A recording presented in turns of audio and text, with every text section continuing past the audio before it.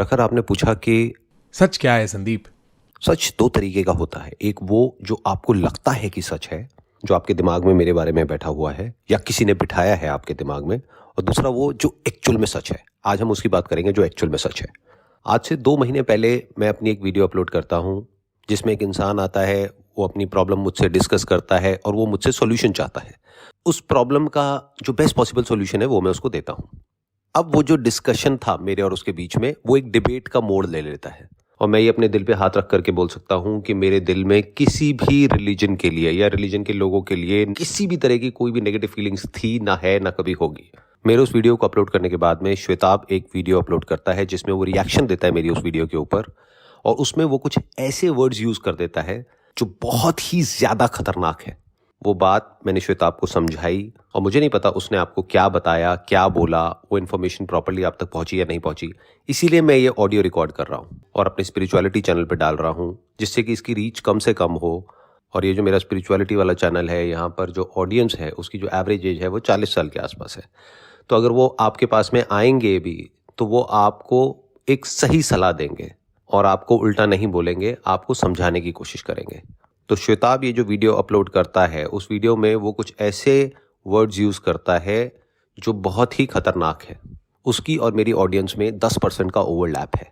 अगर मुझे 100 लोग सुनते हैं तो उसमें से 10 लोग ऐसे हैं जो मुझे भी सुनते हैं और उनको भी सुनते हैं, और इन 10 लोगों में से कुछ लोग ऐसे जरूर होते हैं जो कि श्वेताब के ब्लाइंड फॉलोअर्स हैं। बहुत सारे लोग ऐसे होते हैं जो अपना खुद का दिमाग नहीं लगाते हैं कि अगर उन्होंने कुछ कहा तो वो उनके दिमाग में जाकर के बैठ गया और उनको लगता है कि ये ही सच है। तो अब इसकी वजह से क्या प्रॉब्लम हो सकती है? देखो, प्रॉब्लम 2 लेवल पे हो सकती है। एक है मेरे पर्सनल लेवल पे। वो क्या है कि ऐसा कोई फॉलोअर जो कि एक पर्टिकुलर रिलीजन का है, जिसके माइंड में ये वर्ड्स बैठ गए हैं। क्यों? क्योंकि उसके गुरु ने, उसके बड़े भाई ने, यानी कि श्वेताब ने कुछ ऐसा बोल दिया है, तो उसका दिमाग खराब हो जाता है और वो आकर के मुझ पर अटैक कर देता है। उसमें मुझे कोई प्रॉब्लम नहीं है क्योंकि मैं मरने से नहीं डरता हूं। दूसरा जो इशू है वो इससे बहुत बड़ा है। वो क्या है कि आप अपने आप को मेरी जगह रख करके देखो। मैं एक ऑडिटोरियम में या एक स्टेडियम में स्पीच दे रहा हूं जहां पर हजारों लोग बैठे हैं जो फ्री ऑफ कॉस्ट वहां पर आए हुए हैं। कोई भी आ सकता है, कहीं से भी आ सकता है। तो एक बहुत बड़ी भीड़ है मेरे सामने। उस भीड़ को संभालना कितना मुश्किल होता है वो आप अभी सपने में भी नहीं सोच सकते हो। तो उस भीड़ में 10% जो लोग हैं वो मुझे भी सुनते हैं और श्वेताब को भी सुनते हैं। तो अगर वो लोग वहां पर मुझे कुछ उल्टा सीधा बोलने लग जाते हैं तो मुझे उससे कोई प्रॉब्लम नहीं होने वाली है, क्योंकि मुझे आदत है। अगर आप मेरी वीडियोस ध्यान से देखोगे तो ऑडियंस में जो लोग आते हैं वो मुझे कुछ भी बोलते हैं, कितना भी बोलते हैं, लेकिन मेरे चेहरे पर आपने हमेशा हंसी देखी होगी। मुझे पता है कि उस सिचुएशन को कैसे हैंडल करना है। लेकिन वहां पर कुछ ऐसे भी लोग बैठे हैं जो कि मेरे ब्लाइंड फॉलोअर्स हैं। अगर वहां पर 2 ग्रुप्स बन जाते हैं अलग अलग रिलीजन्स के और वो लोग आपस में लड़ने लग जाते हैं तो क्या होगा और उसको कौन कंट्रोल करेगा और कैसे करेगा? एक बार अपने आप को मेरी जगह रख करके देखो, आपको समझ आ जाएगा ये प्रॉब्लम कितनी बड़ी है। सिर्फ मेरी नहीं, हजारों लोगों की जान जा सकती है। ये बात मैंने उसको समझाई और मुझे लगता है कि शायद उसको वो बात समझ में आ गई, जिसकी वजह से उसने वो वीडियो अपने चैनल से डिलीट कर दी और कंट्रोवर्सी वहीं पे खत्म हो गई। उसके बाद में मैंने अपने चैनल पे पोस्ट कर दिया कि ये कंट्रोवर्सी खत्म हो चुकी है, प्लीज़ किसी भी तरह की हेट आप स्प्रेड मत करिए। उन्होंने अपने चैनल पे पोस्ट कर दिया और हमने एक जूम मीटिंग करी जहां पे मैंने श्वेताब को इनवाइट किया कि आप जब भी इंडिया आओगे प्लीज़ मुझे बताना। उसके बाद में हम मिलेंगे, यहाँ पर बैठेंगे, बातें करेंगे, वो वीडियो अपलोड होगी और जो ऑडियंस है उसका बहुत बेनिफिट होगा, उनको कुछ नया सीखने को मिलेगा। यानी कि हमारी दोस्ती हो गई और टॉपिक क्लोज्ड। लेकिन उसके कुछ दिन बाद मैं जब ऑफिस जाता हूं तो मुझे पता लगता है कि वो वीडियो जो कि डिलीट हो गई थी वो वापस से अपलोड हो गई है।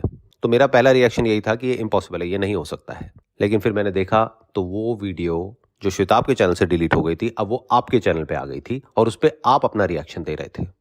और उसमें एक बात आपने बोली थी कि ये सारी जो कंट्रोवर्सीज होती है ये सब्सक्राइबर्स के लिए होती हैं। These controversies don't live very long, but it definitely adds a lot of like channel subscriptions.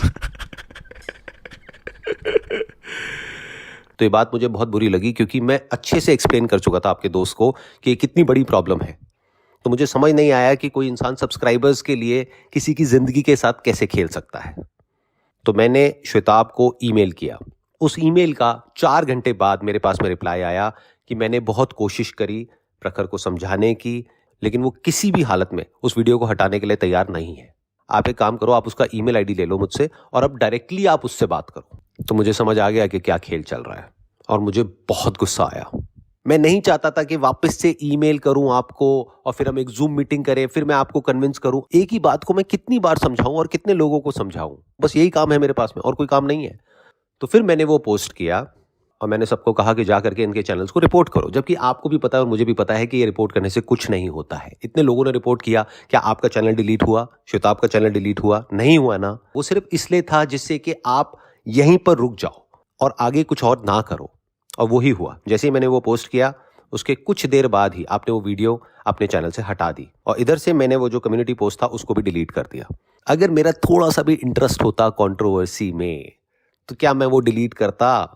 थोड़ा सा तो दिमाग लगाओ। और आपने खुद कहा है अपनी उस रिएक्शन वीडियो में कि ये सब जो कंट्रोवर्सीज होती हैं ये सब्सक्राइबर्स के लिए होती हैं। तो सब्सक्राइबर्स किसको चाहिए, किससे चाहिए, ये पूरी दुनिया को पता है।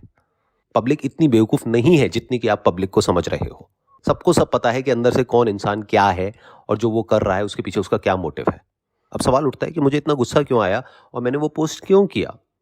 इसका जवाब आपने खुद ने दिया है अपनी उस वीडियो में। आपने खुद ने कहा कि ये वीडियो बनाने के लिए आपको खुद श्वेताब ने कहा। श्वेताब ने ही मेरे को डिलीटेड लाइव स्ट्रीम्स के लिंक भेजे हैं। श्वेताब ने क्लियरली ही express the intent to join that stream. लेकिन श्वेताब का ये कहना है कि उसने आपको वीडियो बनाने के लिए नहीं कहा, बस उसने आपको लिंक दिया। ये पता है कैसा है? इमेजिन करो, एक कोर्ट रूम है, वहां पर एक जज बैठा हुआ है और दो लोग सामने खड़े हुए हैं। एक आदमी जाने या अनजाने में किसी आदमी के ऊपर गोली चला देता है, लेकिन उसके बाद भी वो आदमी उसको माफ कर देता है। लेकिन उसके कुछ दिन बाद वही आदमी किसी और के कंधे पर बंदूक रख करके गोली चला देता है। तो जज उससे पूछ रहा है कि अरे वो तो बच्चा है, उसको नहीं पता है कि ये जो गन है वो कितनी खतरनाक है, ये वेपन कितना खतरनाक है, क्यों एक बच्चे के हाथ में दे रहे हो? तो वो जज को बोलता है कि जज साहब, मैंने उसको नहीं बोला गोली चलाने के लिए, वो उसका अपना डिसीजन है। तो जज ने उससे पूछा, माना उस बच्चे का वो अपना डिसीजन है, क्या तुमने उस बच्चे को रोका? नहीं जज साहब, मैंने उसको नहीं रोका, लेकिन मैंने उसको बोला भी नहीं गोली चलाने के लिए, मैंने बस उसको अपना वेपन दे दिया। तो ये क्या खेल चल रहा है? कोई बेवकूफ से बेवकूफ इंसान भी इसको समझ सकता है। तो जब मुझे ये पूरा खेल समझ आया तो उसके बाद में मुझे गुस्सा आया। नहीं आना चाहिए था, बट आया। मैं इंसान हूं, मुझे गुस्सा आ सकता है, और आ गया। उसके बाद में मैंने वो पोस्ट किया, और अगर मैं वो पोस्ट नहीं करता तो आप वो वीडियो हटाते भी नहीं। ये आप भी जानते हो और मैं भी जानता हूं, क्योंकि आपको क्या चाहिए था वो आप भी जानते हो और मैं भी जानता हूं। वो वीडियो हटाने के बाद में आपने एक पोस्ट किया अपने चैनल पे जहां पे आपने लिखा कि हमें कंट्रोवर्सी नहीं चाहिए। तो मैंने उसके रिस्पॉन्स में आपसे एक सिंपल सा क्वेश्चन पूछा कि भाई साहब, अगर आप कहते हो कि मुझे कंट्रोवर्सी नहीं चाहिए तो आपने रिएक्ट किया क्यों? हो सकता है आपके दोस्त ने आपको नहीं बताया, लेकिन आप में खुद का अपना दिमाग है। आपको पता होना चाहिए कि अगर आपके दोस्त ने उस वीडियो को डिलीट किया है तो उसके पीछे कोई बहुत बड़ी वजह रही होगी। और बार बार आप अपनी वीडियो में एक ही बात बोलते चले जा रहे हो कि मेरे एग्जाम चल रहे थे, उस टाइम पे संदीप सर ने मेरे साथ में ऐसा कर दिया, वैसा कर दिया। तो मेरे भाई, यहां पर मेरे दो क्वेश्चन है आपसे। नंबर एक, मुझे कैसे पता कि आपके एग्जाम चल रहे हैं? क्या मुझे सपने आ रहे हैं? नंबर दो, मुझे नहीं पता, लेकिन आपको तो पता है ना आपके एग्जाम चल रहे हैं। तो जब आपके एग्जाम्स चल रहे हैं, आपको रिएक्शन देने की क्या जरूरत थी? तो सच ये है कि आपको कंट्रोवर्सी चाहिए थी, आपको सिर्फ सब्सक्राइबर्स की पड़ी थी, और आप वो वीडियो भी हटाने के लिए तैयार नहीं थे। वो जो मैंने पोस्ट किया उसके बाद में आपने वो वीडियो हटाया। और जो सच है ना, वो है उस प्राइवेट कॉन्वर्सेशन में जो मेरे और श्वेताब के बीच में हुई है। और मैं आपकी तरह अमेरिका में पढ़ाई नहीं कर रहा हूं, इतना पढ़ा लिखा नहीं हूं, मैंने अपनी ग्रेजुएशन भी पूरी नहीं करी है। मेरे पिताजी के पास में इतने पैसे नहीं थे कि वो मेरे को फॉरेन भेजे पढ़ने के लिए। लेकिन इतना तो मुझे पता है कि एक प्राइवेट कॉन्वर्सेशन क्या होती है और पब्लिक कॉन्वर्सेशन क्या होती है, और प्राइवेट को पब्लिक नहीं किया जाता है। और मुझे लगता है इतना आपको भी पता होना चाहिए, क्योंकि आप कॉन्वर्सेशन के ऊपर कोर्सेज बेच रहे हो। खैर छोड़ो, बस इतना समझ लीजिए कि वीडियो जो आपने अपने चैनल पे अभी भी रखी हुई है, जिसको आप डिलीट नहीं कर रहे हो मेरे इतने रिक्वेस्ट करने के बाद भी, ये वीडियो एक टाइम बॉम्ब की तरह है जो कभी भी फट सकता है। तो मेरी आपसे दोबारा से रिक्वेस्ट है, प्लीज इस वीडियो को डिलीट कर दीजिए। एक बार अपने अहंकार को और घमंड को छोड़ करके आराम से सोचिए, आराम से समझिए कि आप क्या कर रहे हो और इसकी वजह से क्या हो सकता है। और मेरी आपको ये राय है कि इसके बारे में आप अपने दोस्तों से डिस्कस मत करना, क्योंकि जो आपके दोस्त हैं वो एक्चुअल में आपके दोस्त नहीं है, वो आपके दुश्मन है, वो आपको मिसगाइड कर रहे हैं। इसके बारे में आप अपने पेरेंट्स से डिस्कस करो, क्योंकि वो आपको कभी भी गलत राय नहीं देंगे, वो आपको बिल्कुल सही राय देंगे, और वो आपको यही कहेंगे कि इस सब में कुछ नहीं पड़ा है। तो बात करते हैं मेरे उस पोस्ट की जिसमें मैंने कुछ बातें कही जो आपको बहुत बुरी लग गई। मैंने आपसे सबसे पहले एक सिंपल सा क्वेश्चन पूछा कि आपने कहा कि भैया हमें कंट्रोवर्सी नहीं चाहिए। तो अगर आपको कंट्रोवर्सी नहीं चाहिए तो आपने इस वीडियो पे रिएक्शन किया क्यों?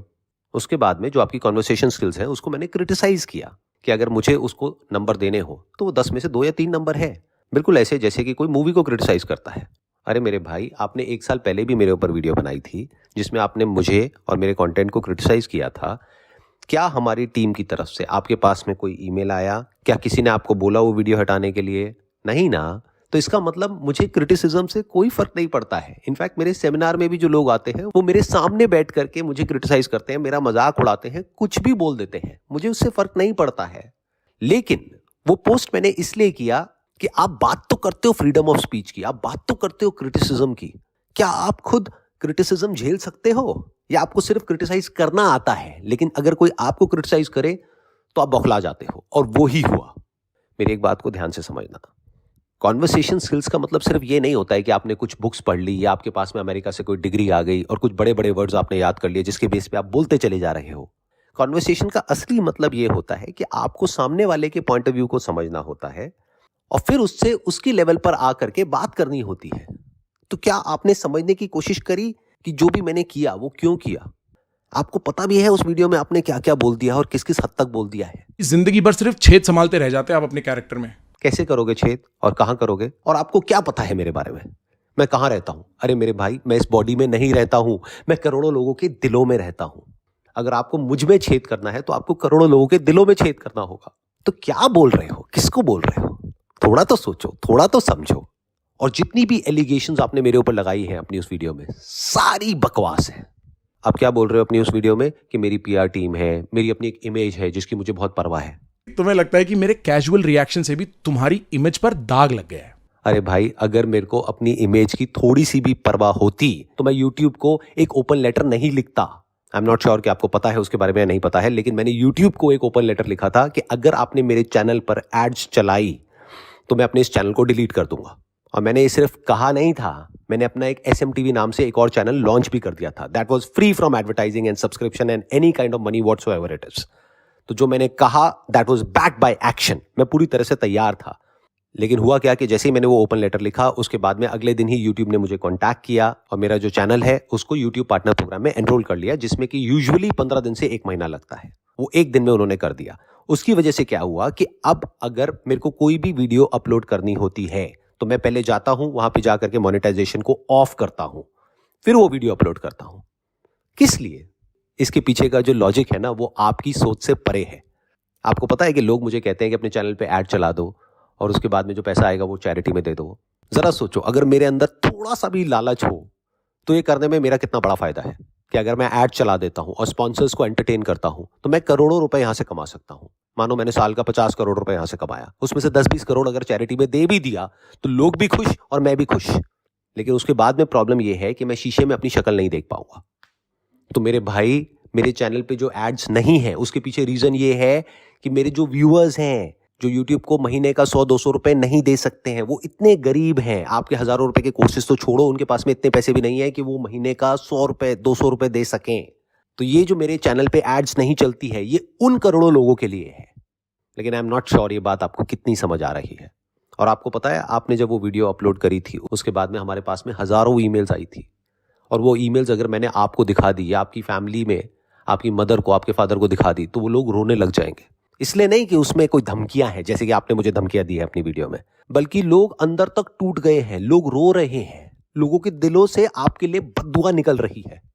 और बद्दुआ में कितनी ताकत होती है ये हो सकता है आप नहीं समझते हो, लेकिन आपके पेरेंट्स समझते होंगे कि अगर किसी एक इंसान के दिल से भी बद्दुआ निकलती है तो उसमें इतनी ताकत होती है जिसकी कोई हद नहीं है। तो सोचो, लाखों लोगों के दिलों से आपके लिए बद्दुआ निकल रही थी।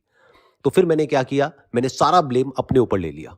मैंने ऐसे दिखाया कि पूरी गलती मेरी है। मैंने एक बार माफी मांगी और उस माफी में मैंने आपसे रिक्वेस्ट करी एंड में कि प्लीज इस वीडियो को हटा दो। लेकिन आप अपने अहंकार के नशे में इतने बुरे तरीके से चूर थे कि मेरे माफी मांगने के बाद भी आपने उस वीडियो को नहीं हटाया। तो अगले दिन मैंने दोबारा से आपसे माफी मांगी हाथ जोड़ करके, कि मुझे लगा शायद इससे आपका जो अहंकार है वो टूट जाएगा, आपका जो घमंड है वो खत्म हो जाएगा और अब आप डिलीट कर दोगे। लेकिन उसके बाद भी आपने डिलीट नहीं करी।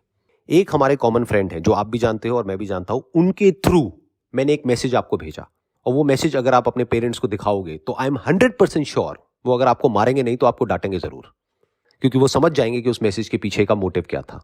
वो सिर्फ वो ही समझ सकते हैं, आप नहीं समझ सकते हो। प्रखर, अब बहुत हो गया ये गुस्सा, घमंड और अहंकार, ये बदले की आग। अब इस सबको छोड़ दो, लाइफ में पॉजिटिवली और कंस्ट्रक्टिवली आगे बढ़ो, कुछ अच्छा काम करो। आपको पता भी है आपने क्या कर दिया है गुस्से की आग में, आपने खुद को जला दिया है। आप क्या बोल रहे हो अपनी उस वीडियो में? बच्चे थूक रहे हैं तुम्हारे कई साल की मेहनत पर। अरे मेरे ऊपर कोई क्यों थूकेगा? मैंने किसी का क्या बिगाड़ा है? मैंने तो आज तक इस दुनिया को सिर्फ दिया है, किसी से बदले में 1 रुपए भी नहीं लिया है।